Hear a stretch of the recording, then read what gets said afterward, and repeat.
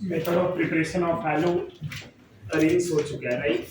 Hello arrange के method of preparation के बाद हम जो डिस्कशन करेंगे वो उनके प्रॉपर्टीज के बारे में डिस्कस करेंगे। प्रॉपर्टीज ऑफ हैलो अरेंज की अगर मैं बात करूँ, प्रॉपर्टीज ऑफ हैलो अरेंज, तो सबसे पहले केमिकल प्रॉपर्टीज की बात करूंगा।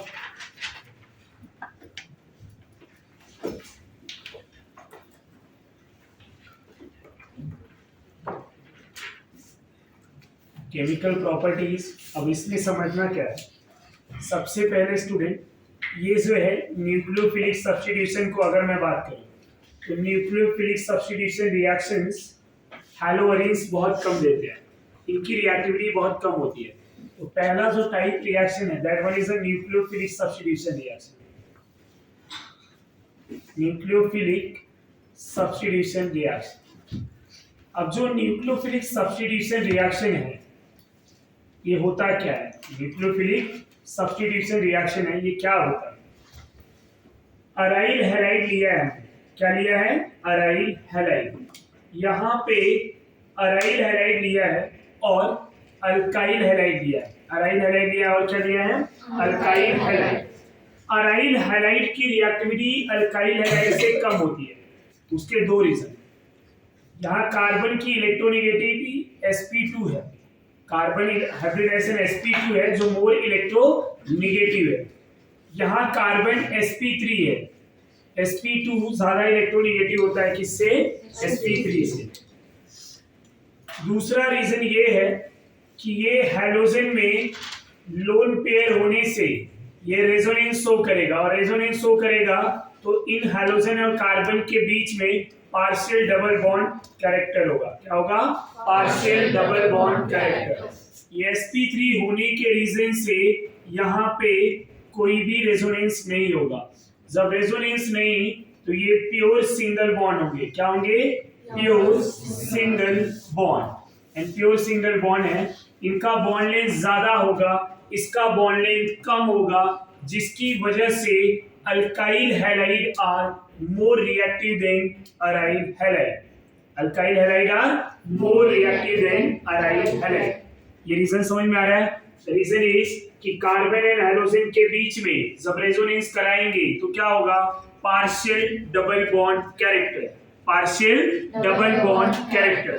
तो due to partial double bond character ये बॉन्ड इजीली ब्रेक नहीं होगा। डबल बॉन्ड के कंपेयर में सिंगल बॉन्ड इजीली ब्रेक होता है, समझ में आ रहा है, क्योंकि यहाँ डबल बॉन्ड बन रहा है, यहाँ क्या बन रहा है, सिंगल बॉन्ड। तो pure single bond easily break होगा कंपेयर टू प्योर ये पार्शियल डबल बॉन्ड। और यहाँ पार्शियल डबल बॉन्ड है और जिसमें प्योर डबल बॉन्ड होगा और वीक होगा और वीकली वहां से बॉन्ड ब्रेक होगा।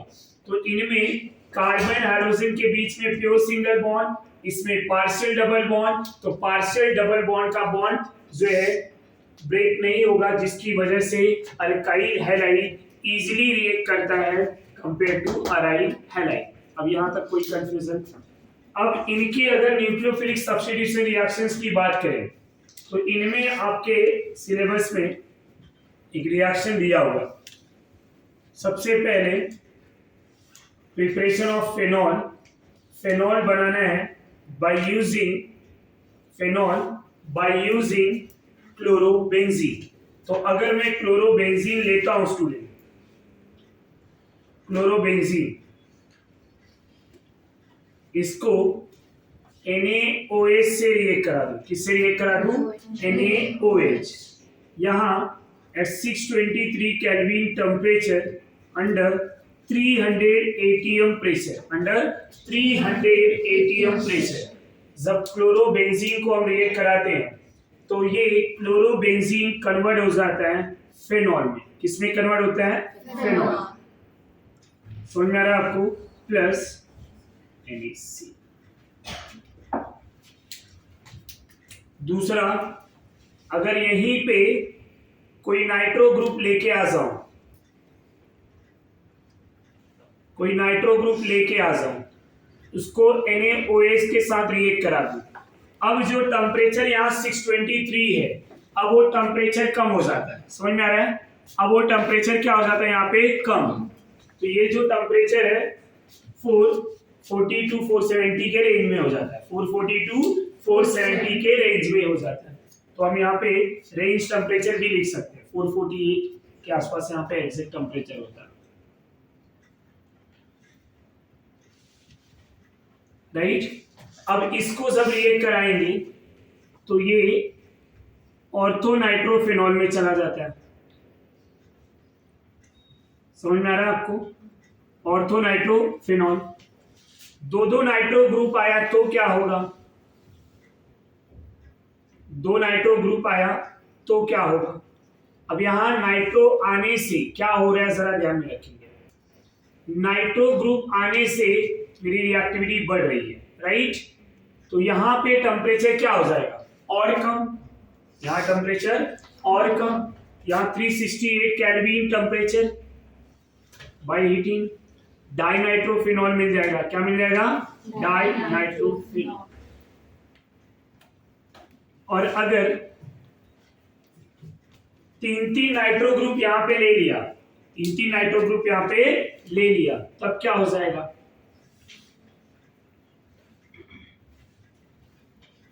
अब ऊपर वाले रिएक्शंस को देख के क्या समझ में आ रहा है कि नाइट्रो ग्रुप के आने की वजह से रेट ऑफ रिएक्टिविटी क्या हो रहा है?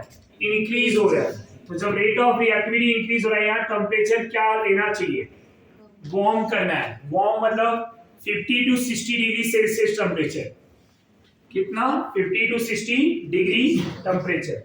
अब ये मॉलिक्यूल कन्वर्ट हो जा रहा है ट्राइनाइट्रोफिनॉल में, and trinitrophenol is also known as picric acid. इसी को क्या बोलते हैं? Picric acid. तो ये रिएक्शंस क्या इंडिकेट कर रहा है? जैसे जैसे नाइट्रो ग्रुप आ रहे हैं तो रेट ऑफ रिएक्टिविटी बढ़ रहा है, बट क्या रोल की वजह से, किसकी वजह से यहाँ पे रिएक्टिविटी बढ़ रहा है? ऐसा क्या हो रहा है कि नाइट्रो ग्रुप के आने की वजह से रिएक्टिविटी बढ़ रहा है? तो इसके मैकेनिज्म को अगर हम ध्यान में रखें, पहले रिएक्टिविटी बढ़ने के मैकेनिज्म की बात करें कि जब भी हम क्लोरोबेंजीन लेंगे उस मॉलिक्यूल में,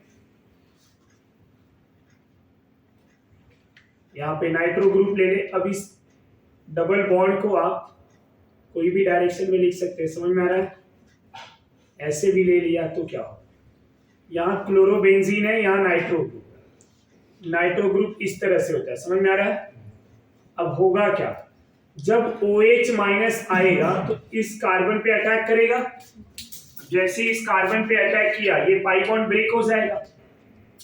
5 बॉन्ड हो रहा है। अब ये पाई बॉन्ड ब्रेक हुआ तो इस तरह से स्ट्रक्चर बनेगा।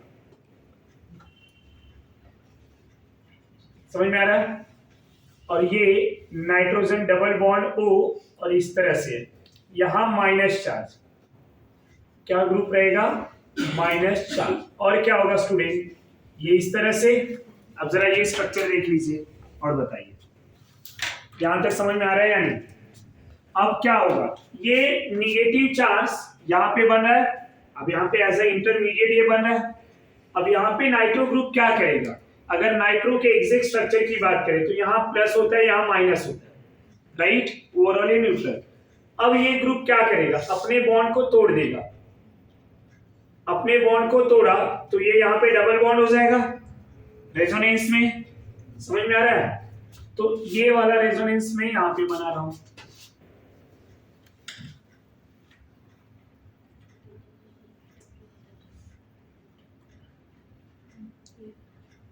ये दोनों माइनस, और इधर क्या होगा? OH है C। यहां तक कोई डाउट? नाइट्रोजन प्लस, ये हो गया। और अगर मैं चार्ज को कंटिन्यू ऐसे रेजोनेंस करूं तो ये निगेटिव इधर डबल बॉन्ड, ये डबल बॉन्ड इधर निगेटिव, ये भी तो रेजोनेंस होगा। ये निगेटिव चार्ज पूरे रिंग पे घूमता रहेगा। ऐसे कितने रेजोनेंस बनाने हैं अपने को? बोलो जरा।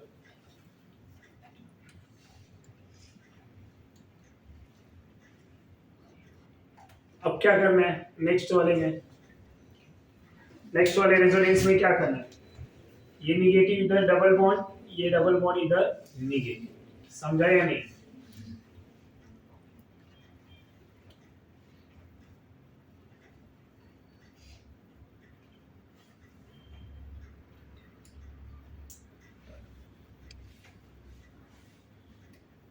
अब नेक्स्ट वाले रेजोनेंस में क्या कर सकते हैं, जैसे ही ये निगेटिव यहां डबल बॉन्ड बनाएगा Cl यहां से निकल जाएगा। समझ में आ रहा है आपको?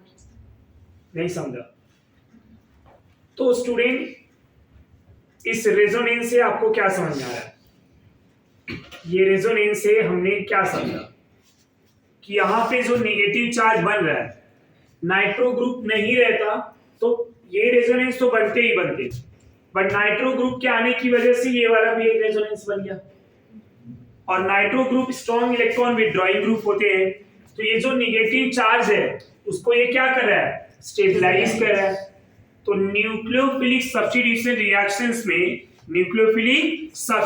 रिएक्शंस में हुआ क्या है कि नेगेटिव चार्ज बना है। इस नेगेटिव चार्ज को nitro group electron withdrawing group क्या कर रहा है, न्यूट्रलाइज कर रहा है, डबल बॉन्ड रेजोनेंस शो कर रहा है। और ये EWG ग्रुप होता है, नेगेटिव चार्ज अगर EWG के पास में है, एडजेसेंट पे है, तो स्टेबिलिटी बढ़ता है। समझ में आ रहा है आपको? जिसकी वजह से ये क्या हो गया, रेट ऑफ रिएक्टिविटी बढ़ गया। तो EWG अगर एक ऑर्थो पे आया तो यहाँ पे टेम्परेचर थोड़ा ज्यादा लगा, बट ऑर्थो एंड पैरा दोनों पे आया तो जब निगेटिव इधर भी आया होगा और यहाँ पे भी नाइट्रो इसकी तरह रह जाए, दो नाइट्रो, तो ये भी निगेटिव इसके जैसा रेजोनेंस बना लेगा। और ऑर्थो, दोनों ऑर्थो और एक पैरा पे आ जाए तो जहां जहां पे निगेटिव बन रहा है नाइट्रो उसको क्या कर रहा है, स्टेबलाइज कर रहा है, तो वहां रेट ऑफ रिएक्टिविटी क्या हो जाएगा, बहुत ज्यादा हो जाएगा, क्योंकि वो चार्ज उस और ज्यादा स्टेबल है। तो दिस इज द रीजन कि due to in the presence of EWG, in the presence of EWG, the rate of reactivity increases. Rate of reactivity increases because intermediate anion form in a reaction which are stabilized by EWG. ये समझा? So यहाँ पे ये resonance और mechanism से आपको समझ में आ गया? कोई डाउट है यहाँ पे तो बोलिए ना। आफ्टर दिस स्टूडेंट हम यहाँ पे डिस्कस करेंगे कि in the presence of EWG,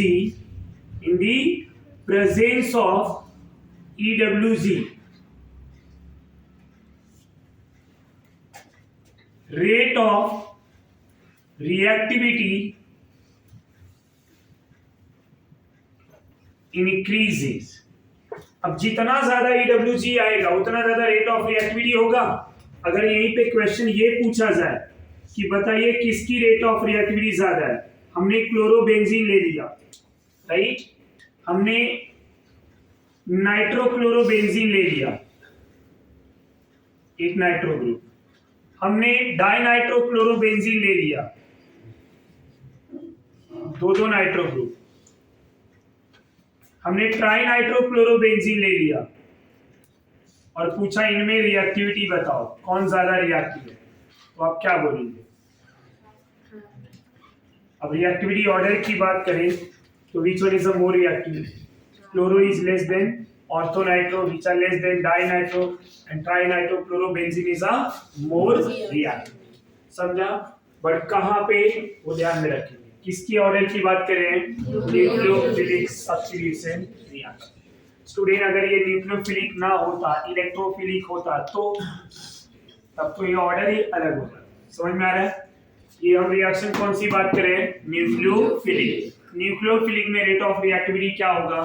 more number of EWG, more is the rate of reactivity. इसका उल्टा अगर EDC आया तो रेट ऑफ रिएक्टिविटी कम, क्योंकि नेगेटिव को प्लस एन ग्रुप क्या करेंगे? स्टेबिलिटी को कम करेंगे, स्टेबिलिटी को कम करेंगे।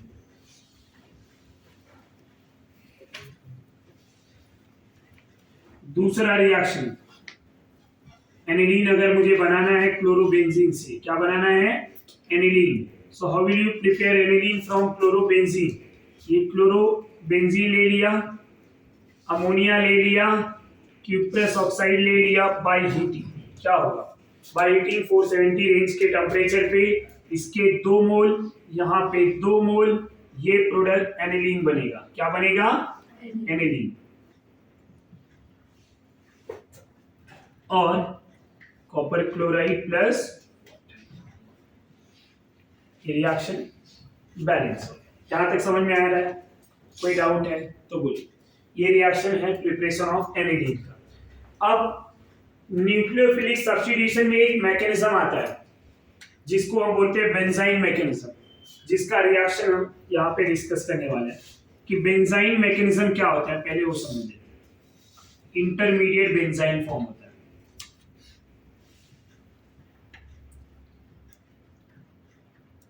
बेंजाइन मैकेनिज्म, ये रिएक्शन किसके प्रेजेंस में होता है? स्ट्रॉन्ग बेस के प्रेजेंस में। किसके प्रेजेंस में? स्ट्रॉन्ग बेस के प्रेजेंस में। अब वहां पे NH2 माइनस ले सकते हैं, OH माइनस ले सकते हैं। मैं आपको बता दूं ये जो रिएक्शंस है NaOH कॉन्सोनेटेड NaOH या कुछ भी ले लिया सर, ये भी रिएक्शन इनडायरेक्टली बेंजाइन मैकेनिज्म से होके जाता है। मैकेनिज्म की अगर मैं बात करूं, ये भी रिएक्शन बेंजाइन मैकेनिज्म से ही होके जा रहा है, बट हमें यहाँ पे इसकी बात करेंगे तो ये बेंजाइन मैकेनिज्म से ही होके जा रहा है, पर ये बेंजाइन मैकेनिज्म से कैसे होके जा रहा है उसकी बात कर लेते हैं। ये वाला रिएक्शन जो है ट्राइनाइट्रो वाला, ये बेंजाइन से नहीं होके जाता, पर ये बेंजाइन से होके जाता है। अब कोई भी स्ट्रॉन्ग बेस अगर लेंगे हम, क्लोरोबेंजीन को रिएक्ट कराएंगे, सपोज क्लोरीन यहां पे लेंगे, अब एरो पे ऐसा दिया रहेगा NaNH2 या फिर KNH2, तो NH2 माइनस, ये प्लस होगा ये माइनस ना, NH2 minus is a strong base. जब इसको, ये फर्स्ट स्टेप है, सेकेंड स्टेप अमोनिया, इनके साथ रिएक्ट कराते हैं तो हमें प्रोडक्ट एनिलीन मिलता है। क्या मिलता है? एनिलीन। और ये मिला कैसे उसकी बात करें। अच्छा, ये एनिलीन, अब यहाँ पे ना मैं स्टार दे दे रहा हूं, या एक कार्बन,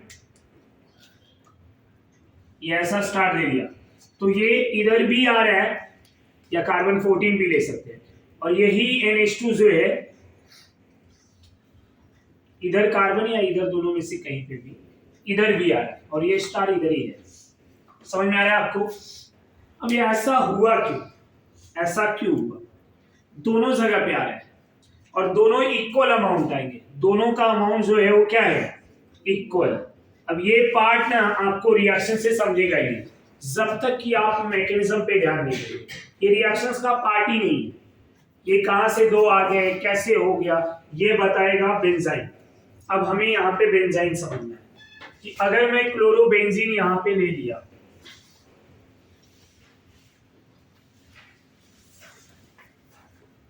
ये क्लोरोबेंजीन, इसको जब भी NH2 बेस से रिएक्ट कराया पहले स्टेज में, NH2 minus is a strong base, chlorine के इस साइड का भी हाइड्रोजन और इधर भी हाइड्रोजन, ये माइनस आई से ये एसिडिक हाइड्रोजन, वीक एसिडिक है पर ये स्ट्रॉन्ग बेस है तो H को लेके चला जाएगा, दोनों में से किसी को भी। समझ में आ रहा है? और दोनों का इक्वल पॉसिबिलिटी है, दोनों का इक्वल पॉसिबिलिटी। तो यहां से अमोनिया निकल गया। समझ में आ रहा है? अब बना क्या? हाइड्रोजन जो है, अब हमें पता है बेंजीन का ये कार्बन जो है एक ही प्लेन में होते हैं, बट हाइड्रोजन प्लेन के बाहर है।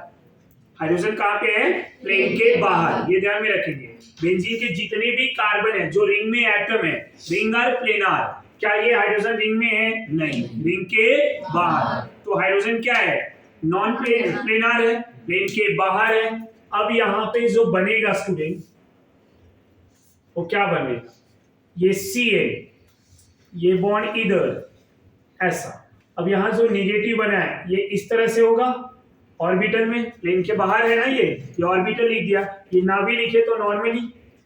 अब ये क्या करेगा? जब ये नेगेटिव चार्ज इधर डबल बॉन्ड बनाया तब ये Cl यहां से चला जाएगा। अब ये जो बॉन्ड बना, यहाँ पे एक और बॉन्ड बना, अब ये बॉन्ड कौन सा है? पाई बॉन्ड है। समझ में आ रहा है आपको? इस तरह से। अब इसी को बोलते हैं बेंजाइन। क्या बोलेंगे? बेंजाइन। ये मेरा क्या है? इंटरमीडिएट। बेंजाइन क्या है आपका? इंटरमीडिएट। यहां तक समझा? तो बेंजाइन एज अ इंटरमीडिएट। अब ये जो बेंजाइन इंटरमीडिएट है स्टूडेंट, ये क्या होगा? यहां पे अमोनिया लेके आया जाएगा। अच्छा, जो स्टार वाला कार्बन था उसको हम यहाँ पे मेंशन कर सकते हैं। ये बेंजाइन तक समझ में आया? यहाँ पे क्वेश्चन भी पूछा जाता है, what is the hybridisation of benzene? Reason क्या है? वही नॉन प्लेनर ऑर्बिटल, ये जो पाई बॉन्ड है, बेंजाइन का ही पाई बॉन्ड जो है एवरी डायरेक्शन में आता है, बाकी कोई पाई नहीं आता। समझ में आ रहा है? ये बॉन्डिंग में हमने पढ़ भी लिया है, राइट? ये sp2 समझ में आ रहा है आपको? ये क्या है? sp2। और ये पाई बॉन्ड जो है नॉन प्लेनर होने के रीजन से ये रेजोनेंस में आता नहीं है, डीलोकलाइज नहीं है। This pi bond is not a delocalise. समझ में आ रहा है? ये लोकलाइज्ड पाई बॉन्ड है। ये पॉइंट क्लियर हुआ? अब अमोनिया जब लेके आएंगे यहाँ पे, सपोज ये वाले कार्बन को मैंने स्टार ले लिया है, जरा ध्यान देंगे। समझ में आ रहा है आपको? वो प्रोडक्ट दो कैसे आया वो तो समझना है ना अपने को। अब स्टूडेंट जब ये अमोनिया आएगा, अमोनिया को मैं रिएक्ट कराऊंगा उस बेंजाइन के ऊपर, तो अब ये बेंजाइन ये नाइट्रोजन अटैक करेगा आइदर इस कार्बन पे, राइट, या फिर इस कार्बन पे भी तो अटैक कर सकता है, दोनों पे। हम 1 by 1 डिस्कस करते हैं कि कैसे है। अगर इस पे अटैक किया ग्रीन मार्कर तो क्या होगा? अब नाइट्रोजन लोन पेयर है, ये इलेक्ट्रॉन देके बॉन्ड बना रहा है, तब अगर यहां अटैक किया तो ये पाई बॉन्ड यहां आएगा, ये निगेटिव बन जाएगा।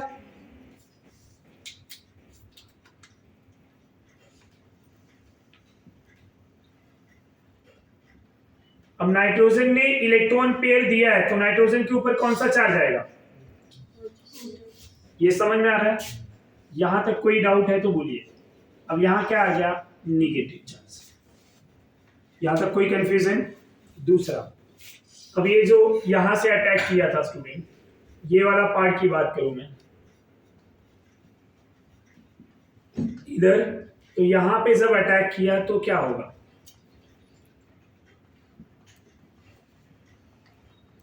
नाइट्रोजन इस तरह से, 3 हाइड्रोजन है, यहाँ पे नाइट्रोजन प्लस, अब इलेक्ट्रॉनों टूट के यहाँ पे नेगेटिव चार्ज बनेगा, ये दोनों नेगेटिव। समझ में आ रहा है? अब यहाँ पे क्या जरूरी है इधर ही अटैक करे? नहीं, इस केसेस में दोनों जगह पे सेम पॉसिबिलिटी है। बेंजाइन कार्बन के दोनों कार्बन पे सेम पॉसिबिलिटी है, दोनों साइड से अटैक हो सकता है। और ये वाला कार्बन मेरा क्या था? ये स्टार था। अब बार बार उसको स्टार बना दीजिए क्योंकि वो आगे जाके अपने को मेंशन करना है, राइट? तो ये स्टार कार्बन पे ही आया। समझ में आ रहा है? या आइसोटोप्स ले सकते हैं कार्बन का 14, 13, वो भी लिख सकते हैं। अब यहाँ पे क्या होगा? ये माइनस है, यहाँ पे नाइट्रोजन प्लस है, ये H प्लस को रिमूव कर दो। अब ये H प्लस को ये निगेटिव चार्ज ट्रैप कर लेगा अपनी तरफ, रीजन ये निगेटिव है। समझ में आ रहा है? यहाँ हाइड्रोजन प्लस है, तो अब ये क्या हो जाएंगे? न्यूट्रल हो जाएंगे। H प्लस जो निकला वो नेगेटिव चार्ज के पास आ गया, और यहाँ क्या मिला मुझे? NH2 जो मेरा स्टार वाला कार्बन था। अब यही हाइड्रोजन यहां से निकलेगा, इधर आ जाएगा, क्या मिल गया? NH2, right? इस तरह से तो ये दोनों मिले। अब दोनों में आप बोल सकते हैं क्या कि किसका परसेंटेज ज्यादा? दोनों की पॉसिबिलिटी यहाँ सेम है, इक्वल है, 100% सेम है। तो जब 100% सेम है, चाहे इधर से अटैक करो या इधर से, दोनों पॉसिबिलिटी इक्वल है, तो मैं बोलूंगा ना इक्वल अमाउंट मिलेगा। यस और नो? समझा आपको प्रोडक्ट की पॉसिबिलिटी? यहाँ इंटरमीडिएट बेंजाइन और लेस स्टेबल, बेंजाइन ऐसा इंटरमीडिएट होता है जो लेस स्टेबल होते हैं, जिसके ऊपर आप आसानी से अटैक करा सकते हैं न्यूक्लियोफाइल, इसलिए ये इस तरह से प्रोडक्ट दिया। अब बेंजाइन में एक डेरिवेटिव ये भी पॉइंट आता है। पहले उस पॉइंट पे आने से पहले ये नेगेटिव चार्ज क्या है? नॉन प्लेनर है। जब यहाँ कोई ग्रुप ले लेंगे तब क्या होगा वो इंपॉर्टेंट है। नॉर्मल क्लोरोबेंजीन में तो हमने फटाक से कर लिया, राइट? अब ऐसा लिया है,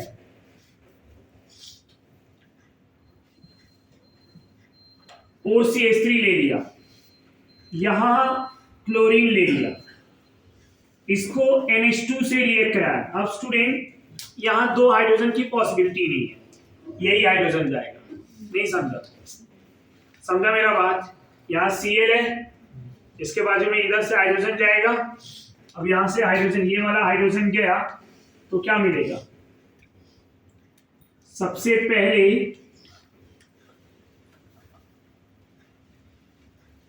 ये OCH3, यहां Cl, यहां निगेटिव चार्ज, ये समझा? अब क्या होगा? ये नेगेटिव इधर पाई बॉन्ड बनाएगा और ये Cl यहां से चला जाएगा, Cl माइनस निकल गया। क्या मिला आपको? बेंजाइन। क्या मिला? बेंजाइन। समझा आपको या नहीं?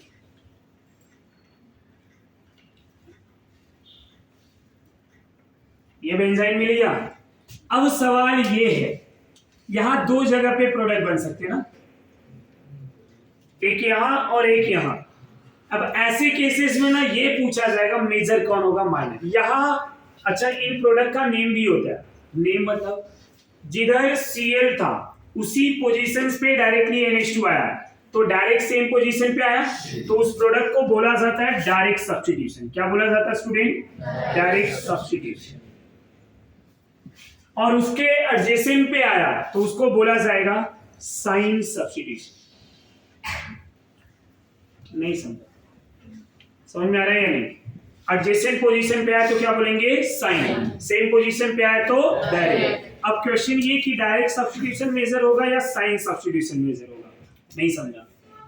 डायरेक्ट वाला मतलब जहां पे Cl आया था उधर ही। अब इसमें तो दोनों सेम थे, इसमें क्या होगा?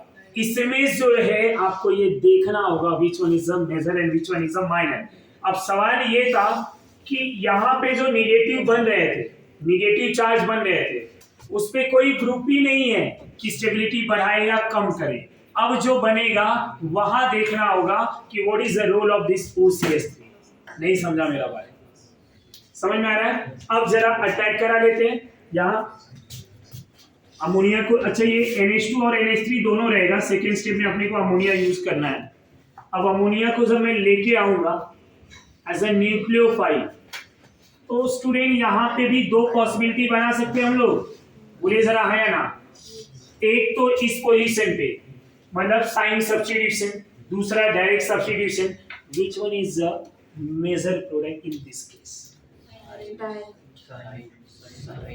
रीजन माइनस होएगा, माइनस आई पे भी जाएगा जैसे प्लस एम। क्या बोल रहे थे? कुछ तो बोलना चाह रहा है। प्लस एम तो सब कार्बन पे है, तो वो से इसका माइनस आई पे होता है। यही धोखा मिलेगा, तेरा आंसर सही है, रीजन गलत है। रीजन पूरा गलत है, 100% गलत है। मैंने ना यहाँ पे एक पॉइंट बोला है निगेटिव चार्ज नॉन प्लेनार पे, क्यों बोला है ना, उसका ही पूरा इंपॉर्टेंट रोल है, सारे रोल उसके हैं। बताता हूं कैसे। रेजोनेंस कहां पे होता है? प्लेनार पे। नॉन प्लेनार में होगा क्या? यहां रेजोनेंस इफेक्ट ही नहीं आएगा। लोन पेयर तो है नो डाउट, ये रेजोनेंस शो करता है, बट Cl इस वाले नेगेटिव चार्ज के ऊपर करेगा क्या? नहीं, because that negative charge is a non. नहीं समझा? तो अब यहां रेजोनेंस का फैक्टर इन्वॉल्व होगा क्या? नहीं, only I effect, only I effect. अब आई में कौन सा आई? ये माइनस आई है, हमने पढ़ा है ना plus M is greater than minus I. Plus M greater होता है बट यहाँ होगा क्या? यहाँ रेजोनेंस ही नहीं है तो ग्रेटर क्यों माने हम? तब अब यहाँ क्या कंपेयर करेंगे? ओनली माइनस आई। नहीं समझा? बेंजाइन एक ऐसा मैकेनिज्म है जहां आपको आई इफेक्ट ही देखना है। क्या देखना है? I effect. अब चलो अटैक कराते हैं। अमोनिया को अटैक कराया, अगर सपोज मैंने इस पोजीशन पे साइन सब्स्टिट्यूशन इधर अटैक कराया, अब नेगेटिव चार्ज कहां बनेगा? ये पाई बॉन्ड टूट के यहाँ पे नेगेटिव। और अगर मैंने ये NH3 को ऊपर अटैक करा मतलब डायरेक्ट सब्स्टिट्यूशन, तो नेगेटिव चार्ज यहाँ पे आया। अब आपको देखना है कौन सा वाला नेगेटिव चार्ज स्टेबल होगा। नहीं समझा? मेजर और माइनर की कहानी कैसे लिखी जाती है आपको पता है कि सभी जो भी चार्ज बनेंगे वो चार्ज क्या हो? स्टेबल। क्या होने चाहिए स्टूडेंट? स्टेबल। अब यहां चार्ज कैसा है? स्टेबल है, यहां लेस स्टेबल है, वो देखना।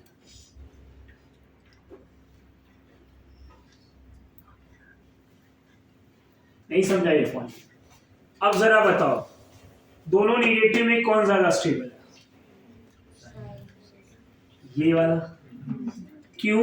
Minus I directly adjacent position पे है, माइनस आई की वजह से अगर गलती से प्लस एम लगाया तो प्लस एम क्या करेगा? अनस्टेबल है। जितना समझ में आ रहा है, रेजोनेंस से प्लस एम।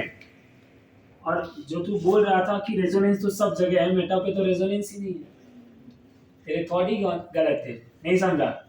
ये तो मेटा पोजीशन है ना, अगर हम ये लगाएंगे ऑर्थो पे रेजोनेंस, मेटा पे नहीं, मेटा पे ओनली आई, यहाँ रेजोनेंस तो ये अनस्टेबल, ये स्टेबल, ये वाला सारा, तो वो रॉन्ग है, नहीं समझा?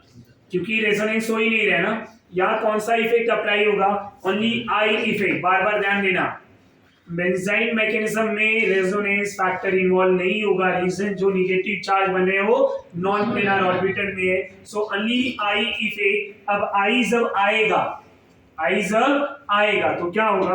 अब यहाँ पे दो निगेटिव बनेंगे, ये माइनस आई है, माइनस आई निगेटिव चार्ज से दूर है, माइनस आई निगेटिव चार्ज से पास है। As we know inductor is a distant dependent effect, so होगा क्या? फर्स्ट राइट साइड से, first one is the most stable and then second one. तो अब इनके प्रोडक्ट में दोनों को एक साथ लिख रहा हूं, which one is a major, समझ में आ गया? ऐसा अब बेंजीन बना दिया, आप समझ जाएंगे ना। ये H प्लस निकाला, यहाँ निगेटिव पे आएगा, इसका H प्लस निकाला, इधर निगेटिव पे आएगा। दो प्रोडक्ट OCH3 इधर ही, NH2 यहाँ पे, प्लस दोनों बना रहे हैं हम, बट दोनों में कौन मेजर होगा आपको समझ में आ जाना चाहिए। ये मेजर, और यहाँ पे इट डिपेंड्स, समझ में आ रहा है? अब यही Cl अगर यहां देंगे, ध्यान में रखना, ये OCH3 यहां, ये Cl यहां, समझ में आ रहा है? तब यहां दो दो बेंजाइन बनेंगे, नहीं समझा? दो बेंजाइन कैसे?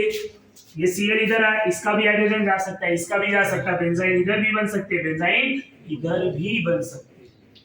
अब सवाल ये होगा कौन सा वाला बेंजाइन स्टेबल होगा, नहीं समझा? वो भी एग्जांपल लेंगे हम। अब ये वाला बेंजाइन स्टेबल होगा या ये, तो वहां पे क्या देखेंगे? जब Cl यहाँ पे है, हाइड्रोजन यहां से गया, निगेटिव चार्ज इधर, राइट? और यहां से हाइड्रोजन गया तो negative charge.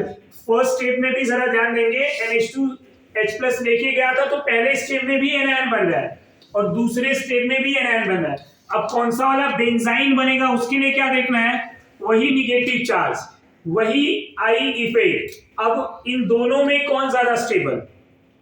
Getting my point, which one is the most stable? तो जब Cl यहां पे आया तो ये वाला बेंजाइन स्टेबल होगा। रीजन, यहां वाला निगेटिव चार्ज माइनस है।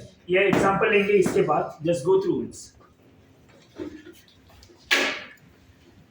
एग्जांपल लेते हैं, एग्जांपल में वही सेम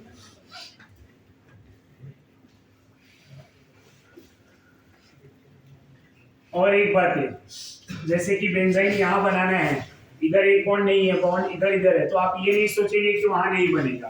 बेंजीन के वो जो बॉन्ड है अंदर के, वो रोटेट होते रहते हैं, तो ये कंफ्यूज मत होना। यहाँ तो सर बेंजाइन बन ही नहीं सकता है, ये तो सिंगल बॉन्ड है, बेंजाइन में ट्रिपल बॉन्ड आता है, और वो आप तुरंत कंसीडर करेंगे कि अब पाई बॉन्ड इधर आ गया। अब यहाँ पे ऐसे केसेस में जब मैं NaNH2 या NH2 माइनस और अमोनिया से रिएक्ट कराऊंगा, तो which substitution is major product? Cine substitution या डायरेक्ट सब्स्टिट्यूशन? मैकेनिज्म भी कर सकते हैं, इसका एक बार और मैकेनिज्म कर लेते हैं। सबसे पहले जब NH2 आएगा, इधर भी हाइड्रोजन है और इधर भी हाइड्रोजन है, राइट? तो यहाँ दो बेंजाइन बन सकते हैं, एक इधर और एक इधर। कौन सा वाला बेंजाइन ज्यादा सुटेबल है या मेजर प्रोडक्ट बनेगा? विच बेंजाइन? तो उसके लिए ना सबसे पहले तो मुझे क्या करना होगा, दोनों का स्टूडेंट हम यहां पे एनायन बना लेंगे। एक ये एनायन बनेगा और दूसरा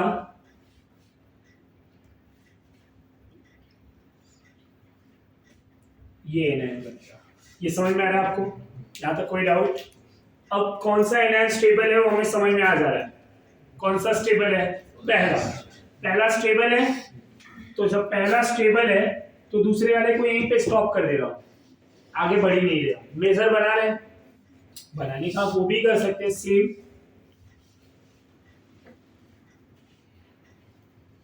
सबसे पहले बेंजाइन भी वही बनाएंगे आप जो स्टेबल बेंजाइन होगा। समझ में आ रहा है आपको? ये पॉइंट समझा या नहीं? अब ये बेंजाइन, अब इसके बाद जब अमोनिया आएगा तो अमोनिया आएगा तो क्या करेंगे आप? कहाँ पे अटैक? अब खाली मेजर बनाना है अपने को। तो अमोनिया आएगा तो क्या करेंगे? ये अमोनिया किधर अटैक करेगा? इधर, तभी तो एनायन ये बनेगा और ये एनायन ज्यादा स्टेबल है। अब यहाँ कौन सा सब्स्टिट्यूशन हुआ बोलो जरा?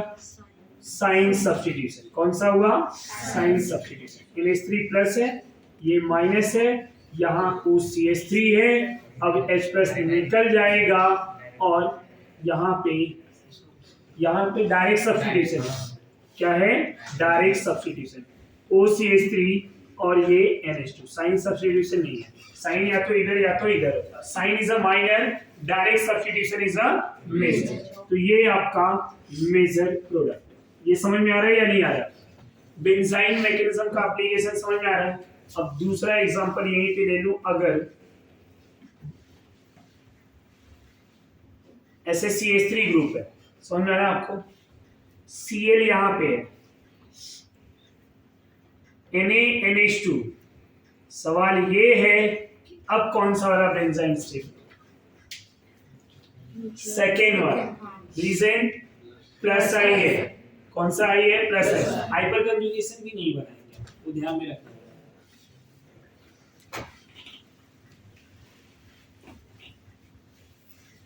तो डायरेक्टली मेजर बना दूं? नहीं, पहले तो एनायन बनेगा ना, या डायरेक्ट बेंजाइन बना देते हो। अब इतना तो पढ़ लिया है ना आपने, ये बेंजाइन बनेगा। अब इसको अमोनिया से रिएक्ट कराएंगे। अब अमोनिया किधर? डायरेक्ट सब्स्टिट्यूशन या cine substitution? Cine, direct substitution. क्योंकि जब अमोनिया इधर आएगा तो एनायन ये बनेगा और अमोनिया इधर आएगा तो ये एनायन बनेगा। विच एनायन इज मोस्ट स्टेबल? यहाँ पे जो आएगा, नहीं समझा? तो आपको एनायन की स्टेबिलिटी ही देखना है ओवरऑल। जब NH3 लेते थे तो नेगेटिव चार्ज इधर बनता था, तो यहाँ बनेगा तो ये स्टेबल। अब NH3 यहाँ आ गया तो नेगेटिव चार्ज इधर बनेगा, स्टेबल। ये मेजरमेंट। अब बोलिए यहाँ तक कोई डाउट, डिफिकल्टीज, कोई कंफ्यूजन है तो बोलिए। ये सब आ जाएगा हमें रिएक्शन। कोई कंफ्यूजन है? अच्छा, अगर एक ऐसा भी एग्जांपल दिया जा सकता है कि कुछ ना हो, खाली क्लोरोबेंजीन हो,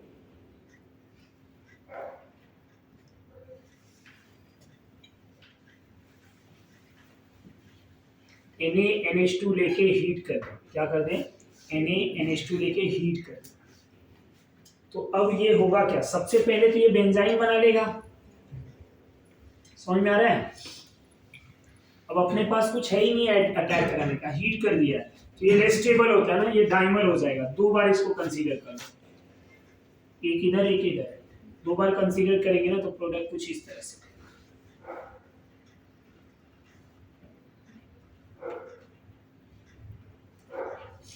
समझ में आ रहा है या नहीं? अब ये डाइमराइज होता है इस तरह से। अब ये वाला पाई बॉन्ड इधर ऐसा ये इधर बना लिया, दूसरे वाले का इधर बना लिया, और दो मोल लेके इसको डाइमराइज कर दिया। समझ में आ रहा है आपको? ये भी एक रिएक्शन करता है। कुछ नहीं दिया है, अमोनिया दिया है तो वही सब रहेगा, न्यूक्लियोफाइल दूसरा दिया है तो उस तरह से प्रोडक्ट होगा। इसको डायरेक्ट हीट कर दिए तो ये तो हीटिंग सेकंड स्टेप में है, मतलब ये ओवरऑल इस तरह से। ये सब ध्यान में रखिए। यहाँ तक कोई डाउट, कोई कंफ्यूजन है आपको? आगे बढ़ जाए। पक्का? एक रिएक्शन और है, तो डाइसेल्डर रिएक्शन है। डाइसेल्डर रिएक्शन जो हमें नीड में तो है ही नहीं, जेरेबली क्या है तो वो नहीं बता रहा हूँ। डाई इन डाइनोफाइल, आपको बेंजाइन पे बहुत सारे मैकेनिज्म, बहुत सारे रिएक्शन मिलेंगे। बेंजाइन के ही बहुत डिटेल रिएक्शन है, बट नीड में इससे ज्यादा नहीं है। डाइसेल्डर रिएक्शंस के बेस्ड ऑन है, फ्यूरान से रिएक्ट करा सकते हैं, थायोटीन से रिएक्ट करा सकते हैं, बाईसाइक्लो का कंपाउंड मिलेगा, ब्रीज मिलेगा, तो थोड़े अलग अलग कंपाउंड है। हम यहाँ तक ही डिस्कस करें। समझ में आ रहा है? जो अपने सिलेबस का पार्ट है। तो ये तो हमने बेंजाइन प्ले पढ़ लिया। अब आगे इलेक्ट्रोफिलिक सब्स्टिट्यूशन रिएक्शंस की बात करें। Electrophilic substitution reaction, electrophilic substitution reactions की अगर मैं बात करूं स्टूडेंट, तो क्लोरोबेंजीन जो है ऑर्थो पैरा डायरेक्टिंग होता है।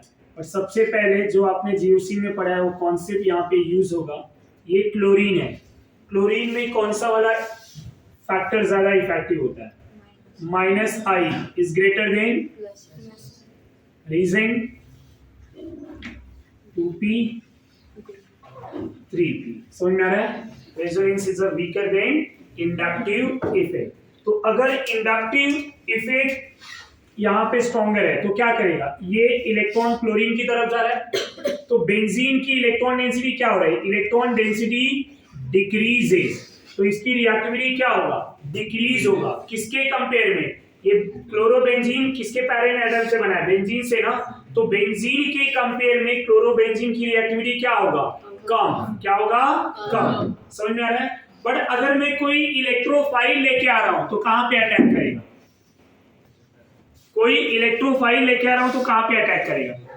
Ortho para. The reason is pleasant group ortho para directive. समझ में आ रहा है आपको? ड्यू टू रेजोनेंस ये ऑर्थो पैरा है, इंडक्टिव स्ट्रॉन्गर होने के रीजन से रिएक्टिविटी कम है। नहीं समझा?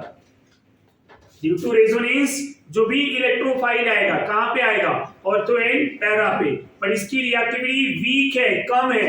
रेजोनेंस होते हुए भी रिएक्टिविटी कम है इसका, जबकि जनरली जिसमें प्लस एम होता है उसकी रिएक्टिविटी क्या होता है? ज्यादा होता है। किसके कंपेयर में? बेंजीन। पर यहाँ डोमिनेटिंग कौन है? माइनस आई, जिसकी वजह से क्लोरोबेंजीन की रिएक्टिविटी क्या होगी? कम compare to benzene.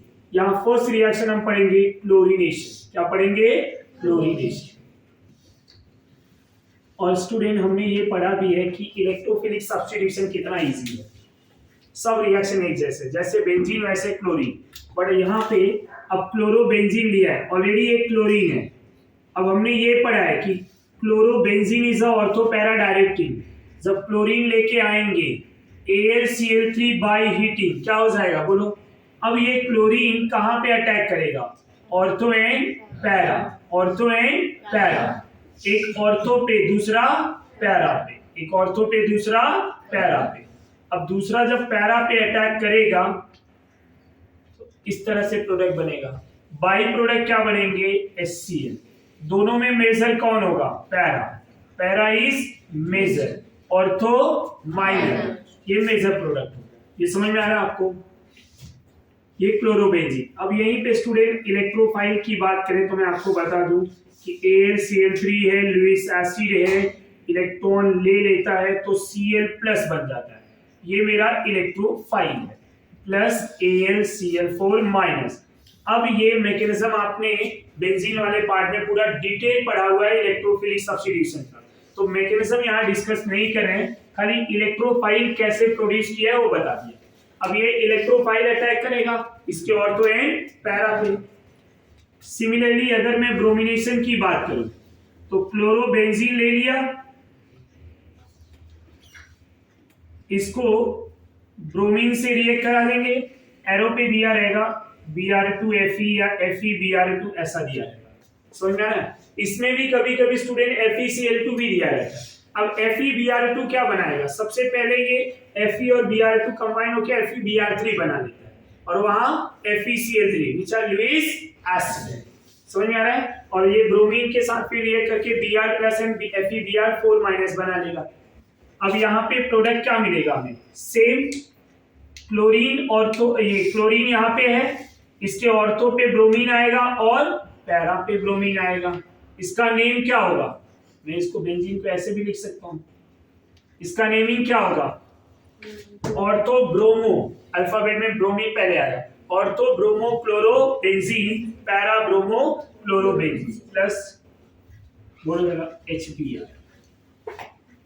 Major para, minor ortho. ये समझ में आ रहा है? यहां तक कोई डाउट? ये इलेक्ट्रोफाइल कैसे बना वो समझा आपको?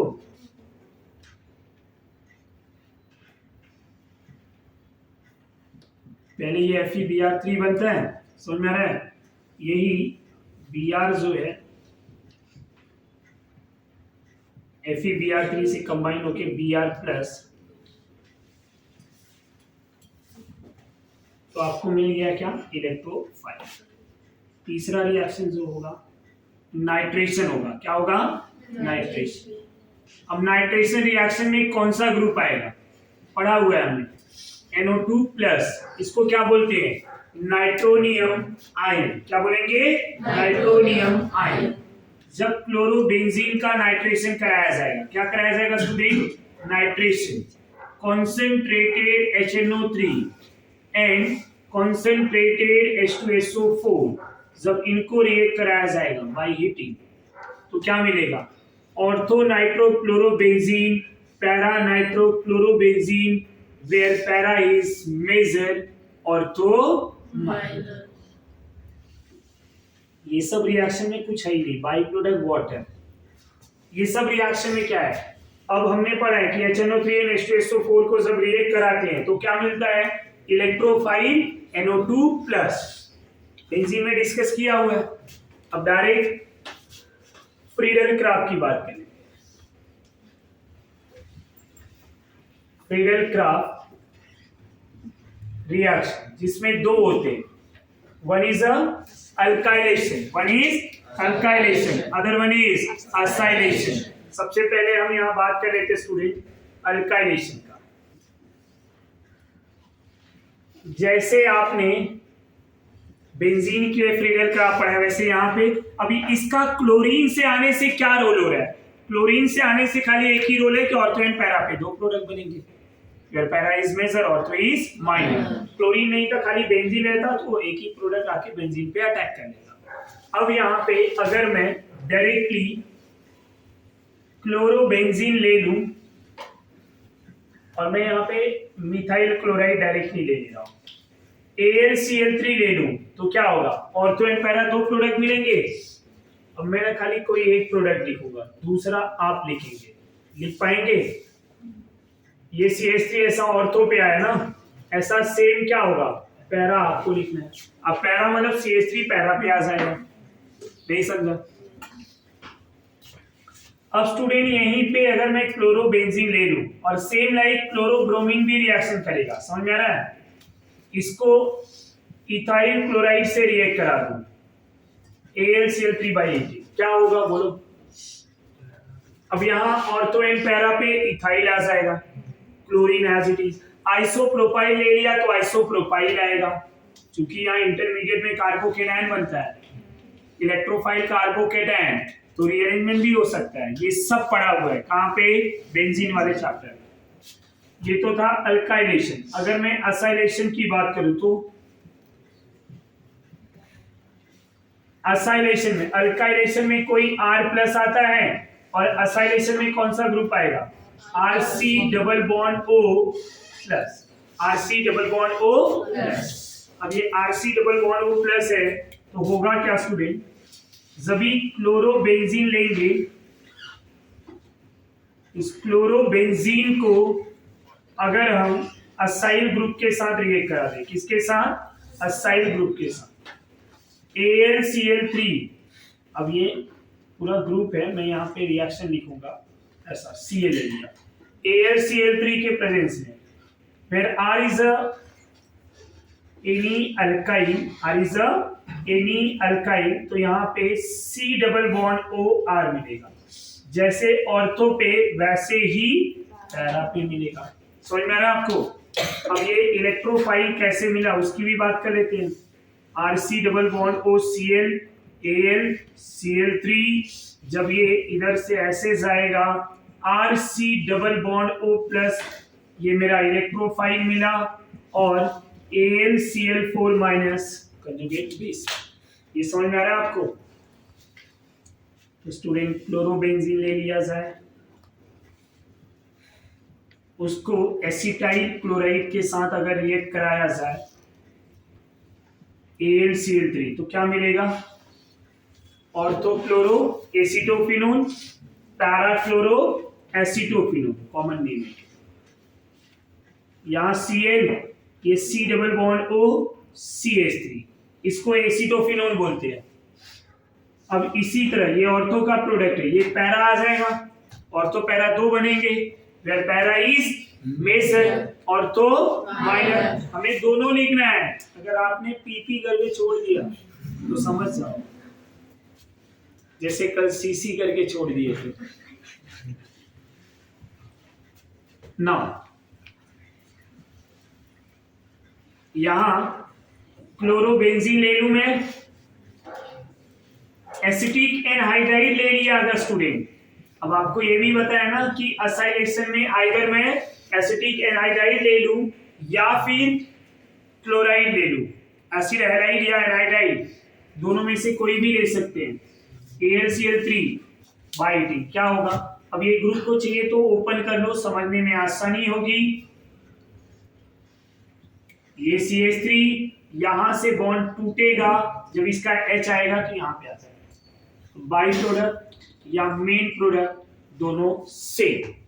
तो आइदर एसिटिक एनहाइड्राइड लेंगे या एसिड क्लोराइड लेंगे, दोनों में असाइलेटिंग प्रोडक्ट सेम है। समझ में आया आपको? यहां तक कोई डाउट, कोई भी कंफ्यूजन है तो बोलिए। ये समझा आपको? पक्का? आगे बढ़ जाए हम लोग।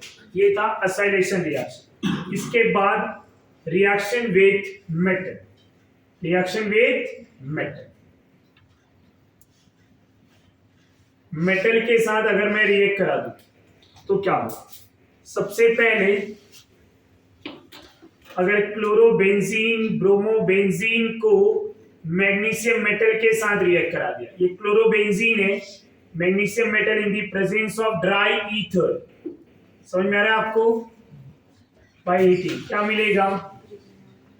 Grignard reagent MgCl। यही ब्रोमोबेंजीन ले लिया तो फिनाइल मैग्नीशियम ब्रोमाइड, तो इसको मैग्नीशियम मेटल के साथ रिएक्ट करा दूं ड्राई ईथर बाय हीटिंग, तो हमें क्या मिलेगा? Phenyl magnesium bromide MgBr। अच्छा, ये जो ग्रिग्नार्ड रिएजेंट है, इनको किसी वाटर, किसी अल्कोहल, किसी एसिड जो H+ दे सके, इनको रिएक्ट करा दे तो क्या मिल जाएगा? बेंजीन। क्या मिलेगा? बेंजीन। वो रिएक्शन यहां बताने की जरूरत नहीं। दूसरा रिएक्शन सोडियम मेटल के साथ, ये मैग्नीशियम के साथ था, तो सोडियम मेटल वाला रिएक्शन जो है उसका नेम है फिटिक रिएक्शन। क्या होगा? फिटिक रिएक्शन। वर्ड्स रिएक्शन पढ़ा था वो अल्काइल के लिए था, ये है अराइल के लिए। किसके लिए? अराइल के लिए। यहां होगा क्या स्टूडेंट? जब 2 मोल क्लोरोबेंजीन, 2 मोल क्लोरोबेंजीन को सोडियम मेटल के साथ रिएक्ट कराएंगे। किसके साथ? Sodium metal. 2 mole chlorobenzene, 2 mole sodium metal, dry ether by heating. Reaction किसके जैसा दिख रहा है? ये भी 2 मोल, ये भी 2 मोल। किसके जैसा दिख रहा है? वर्ड्स, वहां अल्काइल, यहां अराइल। समझ में आ रहा है? ये एरोमेटिक है, वो एलिफैटिक। तो यहां क्या मिलेगा स्टूडेंट? दोनों Cl चले जाएंगे सोडियम के साथ, क्या मिला फिर? Biphenyl. क्या मिल गया? Bye phenyl.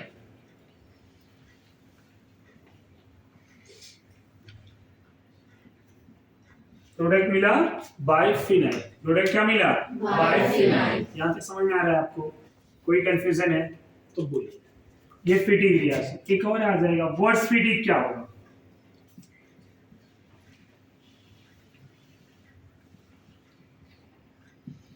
अब जरा यहां ध्यान देंगे, वर्ड्स रिएक्शन 2 मोल अल्काइल के लिए था, फिटिक 2 मोल अराइल के लिए है, तो वर्ड्स फिटिक किसके लिए होगा?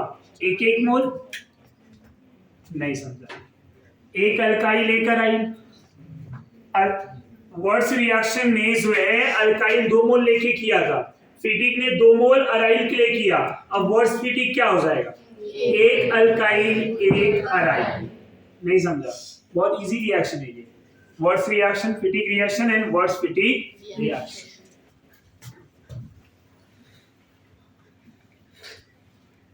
ये बहुत इजी रिएक्शन है ना, कुछ है ही नहीं। 2 मोल सोडियम अब यहाँ डायरेक्टली आर न लेके मैं मिथाइल, या तो चलो आर ले लेते हैं। Where R is any alkyl, general reaction है ये। ड्राई ईथर के प्रेजेंस में बाय हीटिंग क्या मिल जाएगा? Alkyl benzene. क्या मिला आपको? Alkyl benzene. अब इसी अल्काइल बेंजीन में स्टूडेंट अगर R की जगह कोई ग्रुप ले लिया जाए, ये क्लोरोबेंजीन को 2 मोल सोडियम मिथाइल क्लोराइड के साथ रिएक्ट करा दो तो क्या मिलेगा? टोल्यूइन। इसी क्लोरोबेंजीन को अगर हम 2 मोल सोडियम इथाइल क्लोराइड के साथ रिएक्ट करा दे तो क्या मिलेगा? Ethyl benzene. आइसोप्रोपाइल ले लें तो क्या बन जाएगा? Isopropyl benzene. समझ में आ रहा है या नहीं आ रहा है?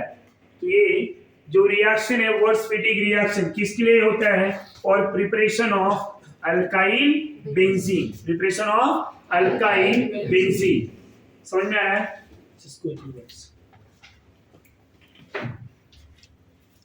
नेक्स्ट प्रिपरेशन जो है बाइफिनाइल के लिए एक है उलमैन रिएक्शन। कौन सा रिएक्शन? Ullman reaction. यहां जो है ब्रोमो एंड आयोडोबेंजीन लिया जाता है। क्या लिया जाता है? Bromo and iodobenzene. अगर मैं आयोडोबेंजीन ले लूं और कॉपर मेटल ले लूं, किसके साथ? Copper metal. 2 मोल लेंगे लाइक एज अ, बोलिए जरा, फर्स्ट रिएक्शन। इसको हीट कर देंगे। समझ में आ रहा है आपको? प्रोडक्ट क्या मिलेगा? बाइफिनाइल। क्या मिलेंगे? बाइफिनाइल। ये रिएक्शंस को उलमैन रिएक्शन बोलते हैं। तो बाय यूजिंग उलमैन रिएक्शन क्या मिलेगा? बाइफिनाइल। प्रोडक्ट से यहाँ क्या लेंगे? आइडो या ब्रोमो। आइडो या ब्रोमो, क्लोरीन के लिए नहीं है। दूसरा, क्लोरोबेंजीन से डीडीटी कैसे प्रिपेयर करते हैं? तो डीडीटी क्या होता है पहले वो समझ लेते हैं। What is a DDT? DDT होता क्या है? Dichloro diphenyl trichloro ethane. इनका फुल फॉर्म क्या है? अब ये जो क्लोरीन है वो पैरा पोजीशन पे होता है तो इसको पीपी लिख दिया मैंने, पैरा पैराडैश। फिर डाइक्लोरो डाइफिनाइल ट्राइक्लोरो इथेन।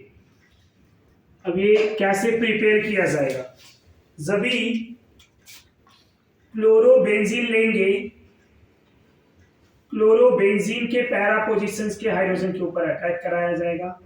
किससे? क्लोरल से। ये क्लोरोबेंजीन है, इसको जब भी क्लोरल से रिएक्ट करा दे, क्लोरल जो है कॉमन नेम है। किसका कॉमन नेम है? Trichloro ethanol. Trichloro ethanol.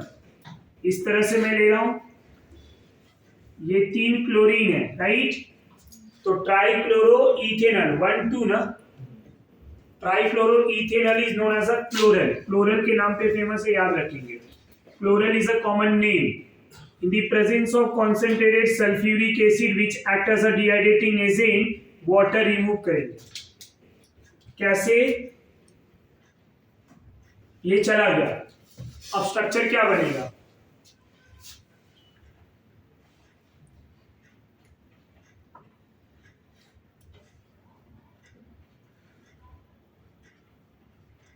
इस तरह से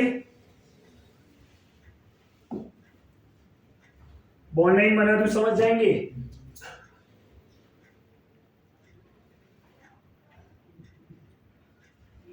ये जरा ध्यान देंगे क्या क्या है। 2 कार्बन, एक ये और एक ये, 2।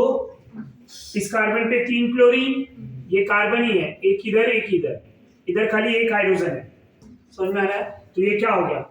Dichloro diphenyl trichloro ethane. इसी को बोलेंगे DDT। क्या बोलेंगे? DDT, जिसका यूजेस भी हमारे एनसीईआरटी में दिया हुआ है। समझ में आ रहा है? तो व्हाट इज DDT वो समझ में आया? इंसेक्टिसाइड इसको यूज किया जाता है। समझ में आ रहा है? तो ये DDT का प्रिपरेशन है। कैसे प्रिपेयर करेंगे? And this one is the structure of DDT। अब एक बेंजीन में 3 पाई बॉन्ड होते हैं। समझ में आ रहा है? तो 2 बेंजीन में कितने हो जाएंगे? 6 पाई बॉन्ड। अगर पूछा जाए कि डीडीटी में कितने पाई बॉन्ड है तो 6, कितने पाई इलेक्ट्रॉन है 12। एक बार क्वेश्चन ऐसे पूछा गया था अदर एग्जाम में कि how many pi electron present in a DDT, तो देयर आर 12 पाई इलेक्ट्रॉन। खाली हमें स्ट्रक्चर पता होना चाहिए, हम इजीली कर लेंगे। ये समझ में आ रहा है आपको स्टूडेंट? यहाँ तक कोई डाउट? अब ये तो डीडीटी था, इसके यूजेस भी डिस्कस करेंगे। अब इसके पहले क्लोरोफॉर्म क्या होता है।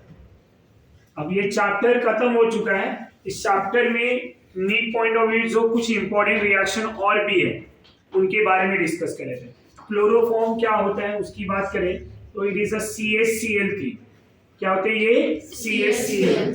क्लोरोफॉर्म को प्रिपेयर कैसे करते हैं? सबसे पहले इथेनॉल लेंगे और इथेनॉल को CaOCl2 से रिएक्ट कराएंगे। ये इन एक्वस मीडियम, तो जब एक्वस मीडियम में इसको रिएक्ट कराते हैं तो ये क्या बन जाता है? In aqueous medium, aqueous phase, तो ये जो है ना कैल्शियम हाइड्रोक्साइड और क्लोरीन देता है। क्या देता है? Calcium hydroxide and chlorine. तो अब जो क्लोरीन है ना, तो chlorine act as oxidising agent. Chlorine क्या है? Oxidising agent. तो क्लोरीन सबसे पहले इथेनॉल को ऑक्सीडाइज कराएगा स्टूडेंट। इथेनॉल को ऑक्सीडाइज करा दिया इथेनॉल में, जिसका कॉमन नेम है एसिटल्डिहाइड। क्या है? एसिटल्डिहाइड। ये समझ में आ रहा है? अब ब्लीचिंग पाउडर भी बोला जाता है CaOCl2 को, bleaching powder. Aqueous bleaching powder अगर लेंगे तो ब्लीचिंग पाउडर जो है क्या हो जाएगा? Calcium hydroxide and chlorine produce करेगा। तो chlorine act as oxidising agent जो इथेनॉल को एसिटल्डिहाइड में कन्वर्ट किया। फिर से क्लोरीन क्या करेगा? ये एल्डिहाइड -N ग्रुप होता है, तो इसका कार्बन एसिडिक होते हैं। इस कार्बन को अल्फा बोला जाता है। अल्फा के तीनों हाइड्रोजन को रिमूव कर देंगे और 3 क्लोरीन आ जाएगा। समझ में आ रहा है आपको? ये इस तरह से, और ये तीनों 3 HCl में निकल जाएंगे। अब ये ट्राइक्लोरो एसिटल्डिहाइड जिसको क्लोरल बोला जाता है। समझ में आ रहा है? अब इसी को स्टूडेंट, जो ये ब्लीचिंग था, अब वो कैल्शियम हाइड्रोक्साइड में गया था ना, CaOH से रिएक्ट कराया, तो इसका ये मॉलिक्यूल, इसको 2 मोल अगर लेते हैं तो इसका दोनों हाइड्रोजन इधर आ जाएगा और इधर क्या बचेगा? CaO इधर आ जाएगा और ये मिलेगा क्या? CH-Cl3 जिसको बोलेंगे क्लोरोफॉर्म। और ये CaO, इसको ऐसे भी लिख सकता हूं मैं, COOH। क्या होगा? COOH twice. कैल्शियम की वैलेंसी 2 होती है, तो ये हो गया कैल्शियम फॉर्मेट या calcium salt of formic acid. समझ में आ रहा है या नहीं? ये समझा आपको? फिलहाल तो हमें क्या चाहिए? क्लोरोफॉर्म। ये क्लोरोफॉर्म इथेनॉल से कैसे प्रिपेयर हुआ वो समझा। सबसे पहले ब्लीचिंग पाउडर एक्वस मीडियम में वो कैल्शियम हाइड्रोक्साइड एंड क्लोरीन देता है, तो chlorine act as oxidising agent जो इसको ऑक्सीडाइज करेगा। तो क्लोरीन क्या करेगा? 2 HCl, एक मोल क्लोरीन ले लेंगे, 2 हाइड्रोजन रिमूव करेगा, 2 HCl, ये एल्डिहाइड। फिर से ये एसिटल्डिहाइड को क्लोरीन से रिएक्ट करा दिया, तीनों हाइड्रोजन रिमूव हो गया, ट्राइक्लोरो एसिटल्डिहाइड बना। अब इसके बॉन्ड को जो है कैल्शियम हाइड्रोक्साइड के प्रेजेंस में तोड़ देंगे। अब यहाँ तो ब्लीचिंग लिया इसलिए कैल्शियम हाइड्रोक्साइड है, ये बॉन्ड को एनीवेज भी तोड़ देता है, वाटर से भी तोड़ सकते हैं, कोई भी हाइड्रोलिसिस। समझ में आ रहा है आपको? तो ये यहाँ पे क्या मिला? क्लोरोफॉर्म। क्योंकि हमने यहाँ पे ब्लीचिंग लिया इसलिए मुझे यहाँ पे CaOH। यहाँ तक कोई डाउट, कोई कंफ्यूजन? अब ये तो था क्लोरोफॉर्म। एक रिएक्शन ये भी है क्लोरोफॉर्म का कि एसीटोन को जब भी क्लोरोफॉर्म के साथ रिएक्ट कराएंगे, किसके साथ? क्लोरोफॉर्म के साथ। तो ये क्लोरोफॉर्म जो है ना स्टूडेंट H और CCl3 में जा सकता है, where H is a del plus, CCl3 is a del minus। तो ये बॉन्ड टूटेगा और टूट के H इधर चला जाएगा, तो OH हो गया, और ये CCl3 इधर चला जाएगा। प्रोडक्ट क्या मिला? ये OH और यहाँ पे CCl3, इसी को बोला जाता है क्लोरीटोन, जो एज अ मेडिसिन इसको यूज किया जाता है। इसको हाइपोटेनिक मेडिसिन ये होता है, तो वहां पे यूज किया जाता है, क्लोरीटोन बोलते हैं इसको। क्या बोलेंगे? क्लोरीटोन। समझ में आया? तो इसको मेडिसिन में हम यूज करते हैं, क्लोरीटोन। दूसरा, अब क्लोरोफॉर्म क्या होगा, क्लोरीटोन, ये समझ में आ गया? यहाँ तक कोई डाउट? अब बाकी भी हेलोफॉर्म है, ब्रोमोफॉर्म, आइडोफॉर्म, उसको हम प्रिपेयर करेंगे, एक चैप्टर ही अलग है, एल्डिहाइड कीटोन ए। अभी देखो एसिटाल्डिहाइड से मिला ना, तो अब एल्डिहाइड का कोई भी एल्डिहाइड में तो खाली ये, ऐसा कोई भी एल्डिहाइड एंड कीटोन जिसके कार्बोनिल के बाजू में CH3 है, तो उसको यहाँ क्लोरीन से रिएक्ट करा है, वहाँ आयोडीन से रिएक्ट करा देंगे, तो यहाँ सब आयोडीन आ जाएगा। बाद में NaOH ले लेंगे तो आइडोफॉर्म बन जाएगा, ब्रोमीन ले लेंगे तो ब्रोमोफॉर्म हो जाएगा। ये वाला पार्ट हमें दूसरे चैप्टर में पढ़ना है, अभी के लिए खाली इतना। अब फ्रियोन की बात करेंगे। किसकी बात करेंगे? फ्रियोन। फ्रियोन होता क्या है? Chloro fluoro carbon, CFC, chloro fluoro carbon. Freon is known as a chloro fluoro carbon. Freon में होता क्या है? इनका रिप्रेजेंटेशन ऐसे x, y करके दिया रहेगा। What is the meaning of x and what is the meaning of y? First number indicate number of carbon. किसको रिप्रेजेंट करेंगे? Second number represent number of fluorine. Number of fluorine. First number of carbon. Second number of fluorine. Remaining valency satisfied by chlorine. Remaining valency satisfied by chlorine. तो अगर Freon 1,2 दिया है हमें, क्या दिया है? फ्रियोन 1,2, तो ये फ्रियोन 1,2 का फॉर्मूला क्या होगा? C कार्बन, ये जो है फ्लोरीन, क्या लिख दिया? CF2। अब कार्बन में कितनी वैलेंसी होती है? 4 ना, तो CF2Cl2, CF2Cl2। समझ में आ रहा है? ये chlorofluoro carbon, chlorofluoro carbon, Freon 1,2, Freon 1,2। यहां तक समझा आपको? अब आगे जरा डिस्कशन कर लेते हैं कि इसको प्रिपेयर कैसे करेंगे।